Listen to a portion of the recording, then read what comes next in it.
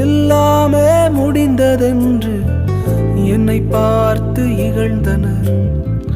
இனி என்றும் எழும்புவதில்லை என்று சொல்லி நகைத்தனர். ஆனாலும் நீங்க என்னை கண்ட விதம் பெரியது.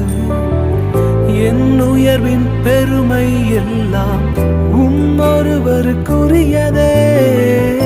ஆனாலும் நீங்க என்னை கண்ட விதம் பெரியது. என் உயர்வின் பெருமை எல்லாம் ஒருவருக்குரியதே. நீர் மட்டும் பெருகணும், நீர் மட்டும்